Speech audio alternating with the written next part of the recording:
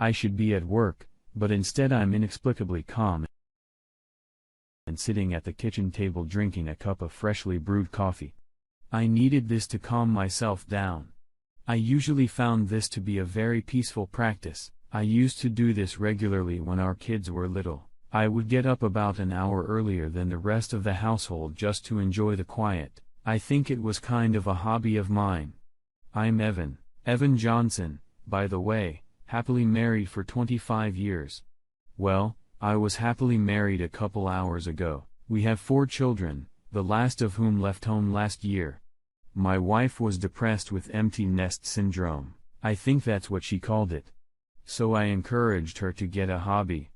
I think she did. An hour ago, I didn't know his name. His name was Stallion. At least that's what she kept calling him. Do it, Stallion? Come on, baby.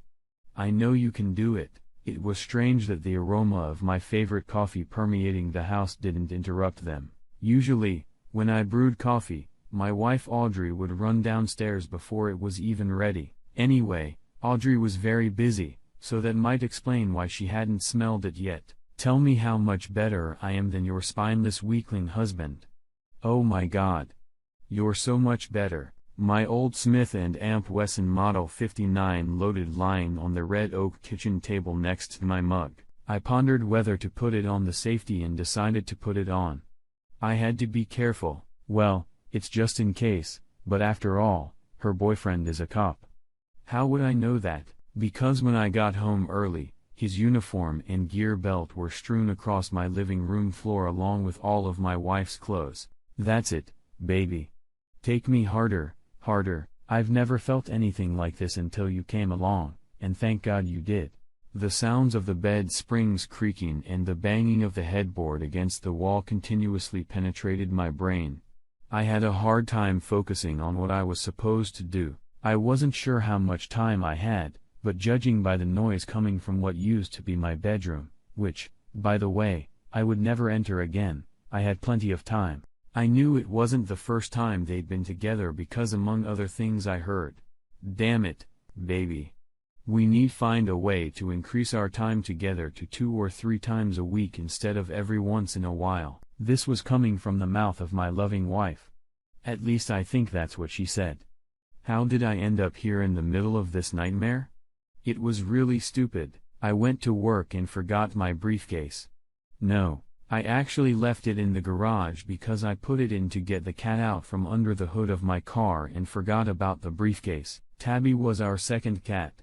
One cold winter morning many years ago, I forgot to tap on the hood before starting the car, and that was the end of Clarence, our first cat. There's nothing like the sound a cat makes when it gets wrapped up in a fan belt spinning at about 1,000 revolutions per minute. Not to mention all that mech flying around. Clarence wasn't smart enough, and apparently neither was I. You're never going to let that weakling you call your husband touch you again.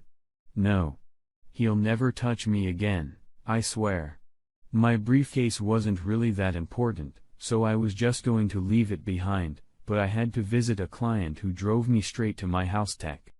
Anyway, I turned onto my street and immediately saw a black and white police car parked out front. I felt like someone had stabbed me in the heart. I assumed something terrible had happened to my devoted wife. I drove my 8-year-old camera into the driveway, nearly hitting my wife's brand new silver Lexus LS sedan. Her plaster garden gnome wasn't so lucky. I didn't even close the door and ran into the house. That's how I ended up here drinking coffee. Take me now, stud. Make me feel good. God, I've never felt anything so good.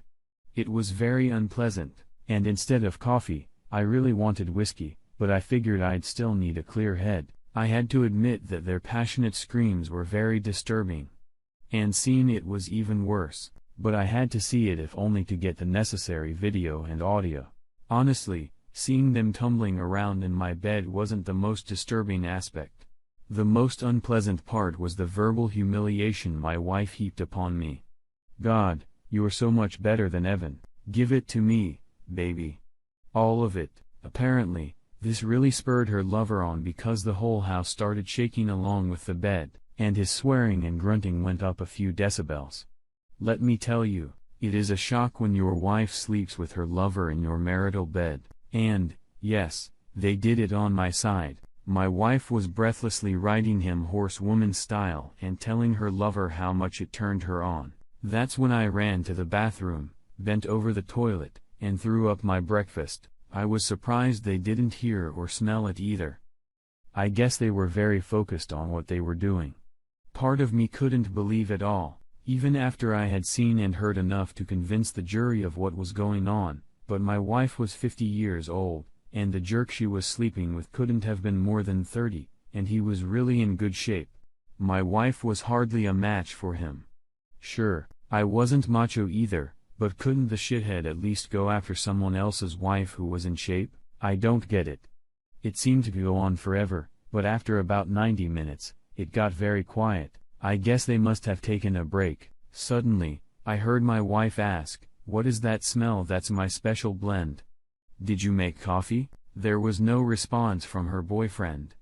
I just heard, "Oh my God," from Audrey, and then a bunch of running around, the sound of closet doors opening and closing and dresser drawers and laundry baskets. I assumed they were cleaning up evidence of their date. I made a mental note to get tested for sexually transmitted diseases immediately. I heard them coming down the stairs. They both appeared in the kitchen naked, wrapped in sheets.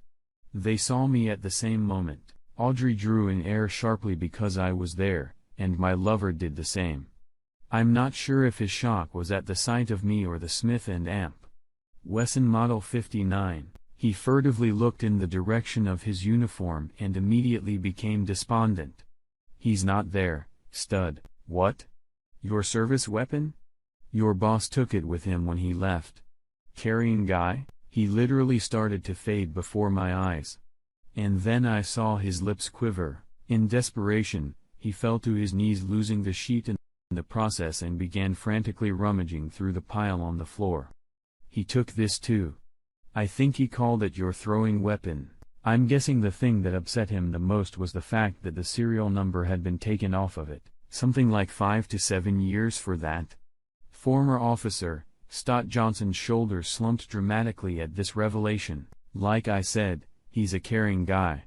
We had a pretty good conversation while you two lovebirds were minding your own business upstairs." Hurd quickly looked out the window to the street. "Yes. He also took the patrol car. Your boss said you were providing security at the construction site. He was going to take your uniform too, but he thought you might need it when you leave here." "But where was I?" "Oh, yeah, after Sergeant Marks got his video of you both and collected he spotted my Smith & Amp Wesson and asked me, 'Is that your weapon?' Yes. Licensed?" Yes. You know how to shoot it?" "I do." "You gonna shoot any of them?" "You know we get angry if civilians shoot someone even if they deserve it. One of the advantages of our job is that we can shoot people and you can't." I promised Uncle Pat, Sergeant Marks, that unless the asshole has a third weapon that we don't know about, nobody gets shot. Your boss said, "Okay," and headed for the door with the words, "Oh, do me a favor, tell Officer Johnson not to come to the station. We'll call him when we want to talk to him." I've never seen a cop cry before. "It's about time you picked up your weapon. You don't have a third gun, do you?" He shook his head negatively. I knew there wasn't because we checked. I was just trying to emphasize my point. I wasn't actually aiming at any of them. I just kind of waved them off and went on with my story. "Maybe you could call your wife for a ride home." "Probably not. She was too upset about that video. I emailed her of the two of you in my bedroom. It was hard to understand what she was saying, but it was something about her father, the chief of police. How could you do that to your kids?" She told me about them. "You seem to have a good family. Too bad." Despite the situation, I was really having fun right now. It was a bit like having fish on a rod, and I was just playing with it a bit. "I'd asked my wife to drive you, but her car has been impounded." "What?" Audrey's high-pitched squeal. "The police impounded your car, Audrey, because there was a couple of ounces of unaccounted for marijuana in the front seat. Sergeant Mark said they usually just write a ticket if they do anything at all, but he felt they owed me something for all the trouble the police department caused me. Don't worry. He said you can probably pick up the car in a few days after they've done all their forensics. Oh my God. Now she wasn't screaming anymore. It was more of a sad moan, kind of like a lonely little hound howling at the moon. Well, officer, I think it's time for you to put on your uniform and leave. So he did. As soon as he left, my wife regained her speech. Please, Evan. I love you. It didn't mean anything at all. It was just a hobby. Something like that. Oh, man, I wish you told me that sooner. I was worried you loved him and were gonna divorce me. Wow, now I feel bad. I guess I really overreacted, didn't I? I mean, you love me at all. Of course, I love you, Evan. Why would you doubt it? Well, aside from the whole infidelity thing, fucking your lover on my side of the bed and you calling me stupid idiot covered in crayon, there were other signs. Oh, honey. I never actually did that. It was just bedroom talk to get us horny. Wait. You said you overreacted, Evan. What did you do? She looked annoyed. Evan, what did you do? Up until now, she seemed to be in a state of shock, but now she was definitely nervous and paying close attention to me. Well, I'm sorry, but just when I thought you didn't love me anymore, I sent the video to our kids. I just wanted them to see who their new daddy would be. You might have to wait a little while before you call them. They seemed upset for some reason. I thought they'd be happy for you. Well, it shows you what I did. Oh my God. You didn't. I just nodded my head. I forgot to mention one more thing, but you probably already know that. Your lover's wife works for the same company as you. I think she mentioned that she works as an executive assistant to the CEO. Don't worry. I told her not to fire you because you'll still need your job, even if you get transferred to Little Rock. When I talked to my attorney, she said that since you make more money than I do, you will be paying me child support for a few years. She thinks it will be somewhere around $3,000 a month. I know most cheating husbands refuse to accept this, the macho kind, but that's not going to happen to me. I plan to take time off from work and go on a long fishing vacation to deal with my pain. As the song goes, deep sea señorita fishing in the Gulf of Mexico. I'm not sure why the lawyer wanted a picture of you. She said it was to give it to your father. Maybe it was so she could give it to all the officers in case they wanted to start any harassment, or maybe it was to see if any more of them wanted to date you. But at any rate, I gave her a picture. I also sent a copy of the video to your mom and dad and all your coworkers. How could you be so cruel to me, Evan? Oh, honey, I wasn't cruel. I just wanted everyone to know who your new beau is. All your friends at Facebook seemed happy for you. At this point, Audrey was almost unresponsive. She just sat on the floor in her sheets sobbing, shaking her head and muttering, "This can't happen to me." Okay, sweetie. You need to get dressed and pack your bag. Your parents should be here soon to pick you up. I nudged her in the direction of the stairs to get dressed. Pick me up. Well, of course, you'll need a place to sleep. They told me you could stay with them for a while. The house will have to be sold as part of the divorce. I said to her afterward. Divorce? You seem to have a few questions, dear. That surprises me. What did you think was going to happen when I found out? Well, you didn't think you'd get caught. Are we going to continue this pointless conversation? It was quiet upstairs for a few minutes. She didn't make a sound except for the occasional wheezing and sobbing. Why do cheaters always cry when they get caught? It's the most horrible thing. If being caught is so unpleasant, then for God's sake, don't cheat.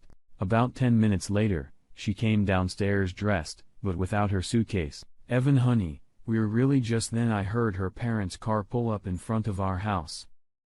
Goodbye, Audrey. As always, gentlemanly, I held the door open for her.